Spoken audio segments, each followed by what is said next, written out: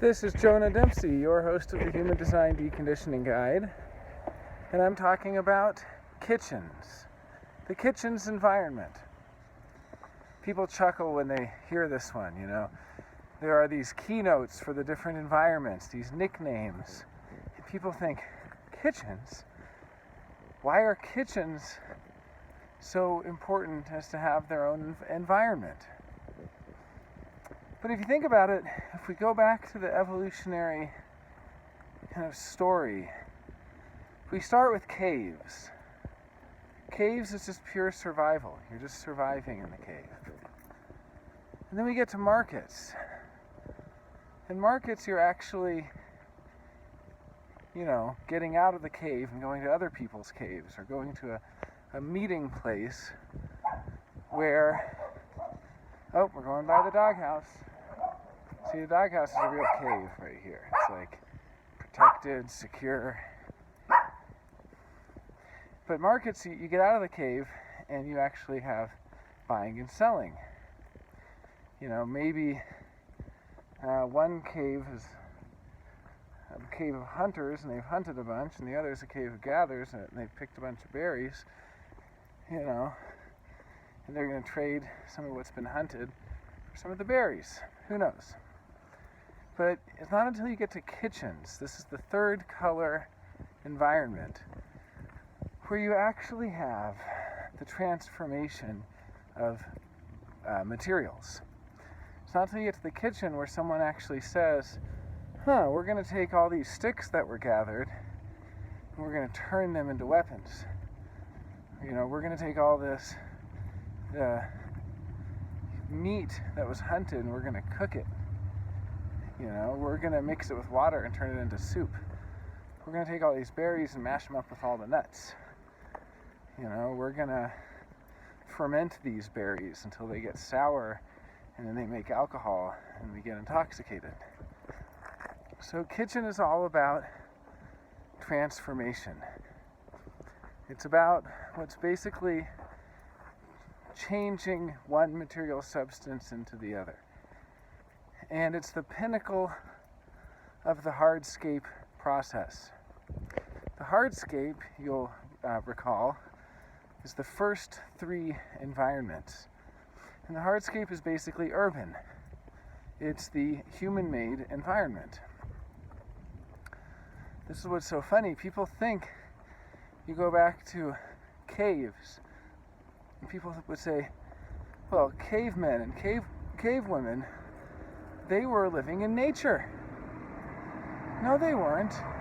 That was the birth of the city. Because what defines the hardscape, or the city, the urban environment, as opposed to the natural environment,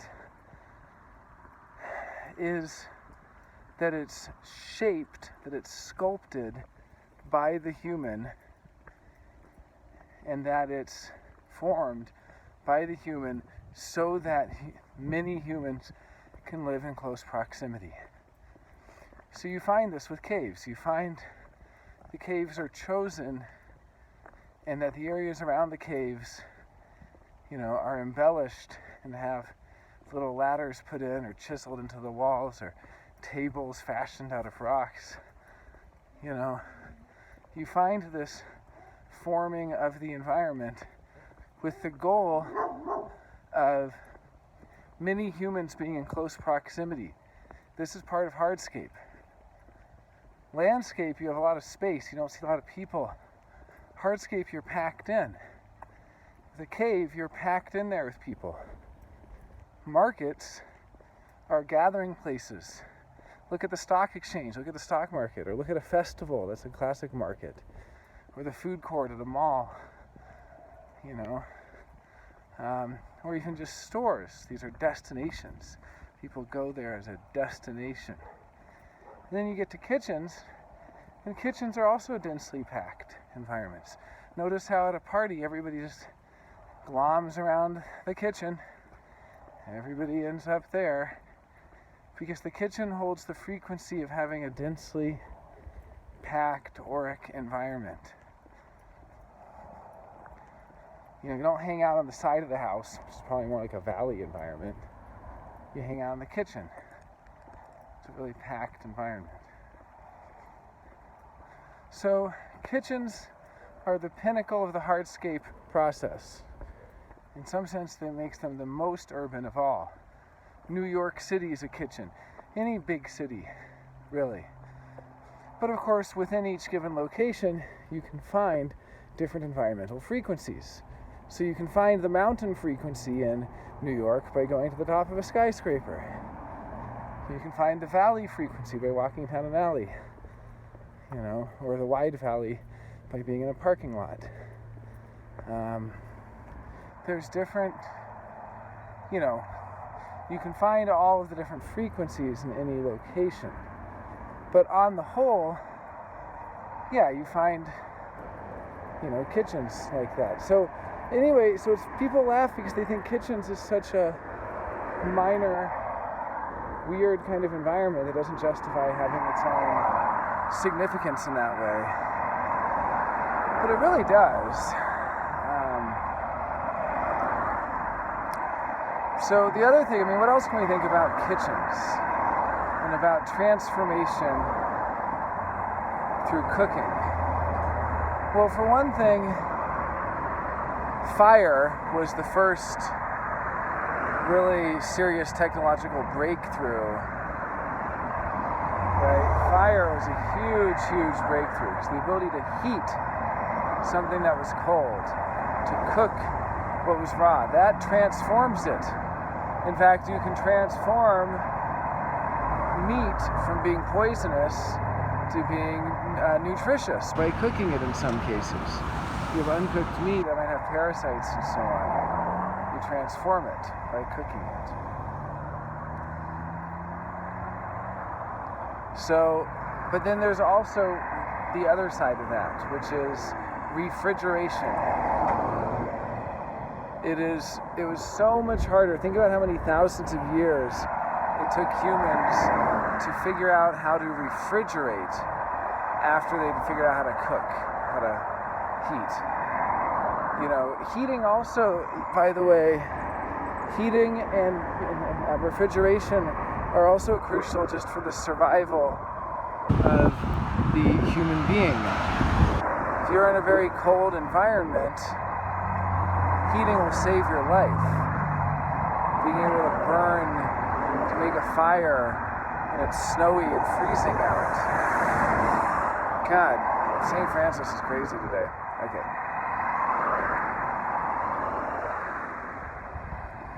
Alright. So, heating and cooling are both crucial to what it was to really be able to create cities at the scale that we have them. We wouldn't be able to have the cities that we currently have if we didn't have these things. So some of the kinds of themes we can see of kitchens are climate-controlled environment, heating and cooling. In some sense, if you're kitchens, it's just very important that you have a humidifier or a dehumidifier, as the case may be, depending if you're wet kitchens or dry kitchens. And also that you're in control of the temperature in some sense, that you have an air conditioner or a heater as needed. These are climate-controlled environments. So let's look at the two variations of kitchens. On the left variable, we have the wet kitchen. On the right variable, we have the dry kitchen. So starting with the wet kitchen, this is the older evolutionary kitchen. This is the first kitchen. This is the messy kitchen. This is a kitchen that's all about humidity, and it's basically, it's the necessity for a certain amount. This is what initiates change. See, here's the thing. Kitchens are about mutation. They're about change. And there's two parts of mutation. The first part is to begin it, to start it out. So, for instance, the very first time a new style of music, appears, And that's the wet kitchen, the environment where new things are appearing that might not necessarily stick around, right? New experiments, new attempts to mutate, new, and this could be anything. This could be new values. This could be new ways of living. This could be new fashion styles, new art styles, new ways of writing. This could be new technologies. The internet was a mutation. This could be new uses of language. Someone's trying out a new phrase or a new idiom. And so the wet kitchen is the environment where the new is being tried out, and not a lot of it is really sticking around. And that environment is more just an environment of just throwing things at the wall and seeing what sticks. Now, the dry kitchen is the other half of how a successful mutation occurs, and that is through continuing it, through persisting it, through preserving it, right? It crystallizes it, it preserves it. Think about how when something's dried out, it can be preserved. You can store meat in salt, for instance, and it dries it out and it preserves it. The dry is all about preservation. Preserving that mutation so that it can continue forward and have a chance to be canonized into the collective. Because the whole point of the mutation is that it wants to change the world. In the world, this does happen. People say you're an idealist if you want to change the world, but it does happen. It's not that it can't happen. Hi there. So, the way it happens is that some new mutation is introduced and then it's preserved. So what kinds of environments, there's so many different levels to deconstruct the environment.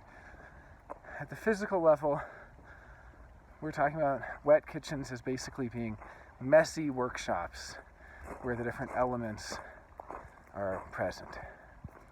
You have water, you have fire, you have earth, you have air, and so on. Like glass blowing, you're breathing into it with air, and you're fanning it and so on. But you're using fire, either from the glory hole, or if you're doing cold work from a blowtorch, or even hot work, you still sometimes use that. And then you're using the earth, which is basically glass, and you're sculpting it. Then you're using water to cool it, and also the glass melts like water when it's heated up. So it's this very elemental process of transformation where you're starting with raw materials and crafting them into something. And that's a wet kitchen. It's very humid work and it's very messy work. Well, what's a dry kitchen? Maybe a lab where you have to be sterile, completely sterile to go into the lab. And everything's climate controlled and dry.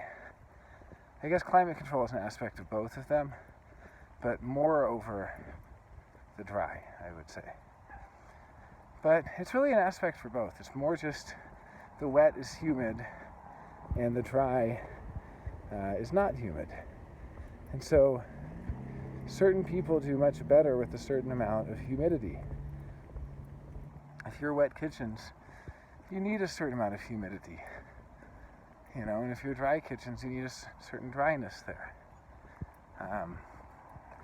Ra Uru Hu talked about how, the desert might be considered a dry kitchen. It could be. But, it really depends where. These are frequencies that you learn to recognize.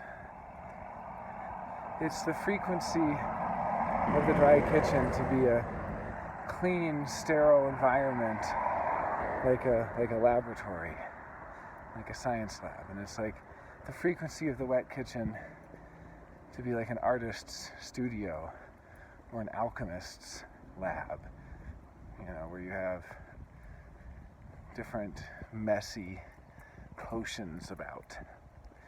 So But this is really the pinnacle of the hardscape process, and especially for the left variable. For right variable, it's a little different because right variable is future-oriented. So it's saying what's going to happen more in the future. But left variable, this is the melting pot. You know, if you're wet kitchens, you are the pinnacle, you're as far as the human species can go in creating an urban environment. Because it's also about, it's a melting pot in the sense of bringing together the exotic. People from all over the world coming together. And this is a third line theme. You'll often find that a third line profile, like a 3-5, will be drawn to the most exotic. Because from a genetic perspective, it's the third line genetic imperative to mix the gene pool as much as possible with, you know, as much variety as it can introduce. So that's part of it as well. It's part of the melting, the bringing together. So it's really an urban thing.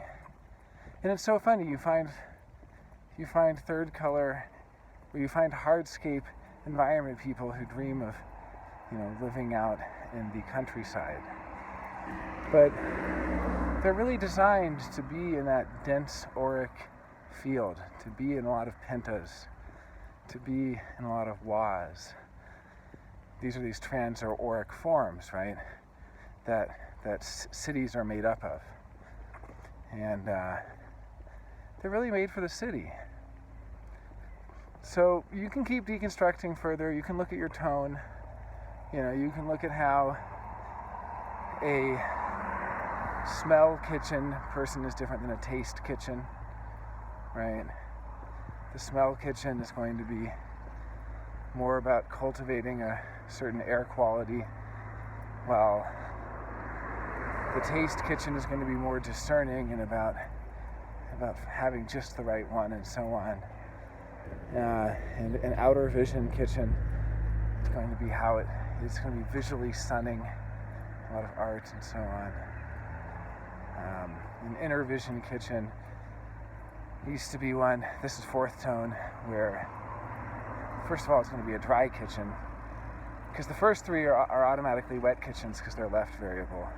So the wet kitchen will either be smell, taste, or sight, you know, vision. But then when you get to the dry kitchens, the dry kitchen is going to be either inner vision or frequency, sound and auric field, feeling, or it's going to be touch. So that's also interesting, that for dry kitchens, for these kind of clean, austere laboratories, you have the fourth tone, which needs to not have a lot of visual stimulus, because that would distract from its inner vision, its kind of meditative third eye. Or you'll have feel, where it's so important there's the right frequency, perhaps even removing a lot of electronic buzz and so on, all the way to the sixth tone, touch, where you'll need the right textures and the right kind of being able to walk through a room and touch all the different instruments and so on. Thanks for watching.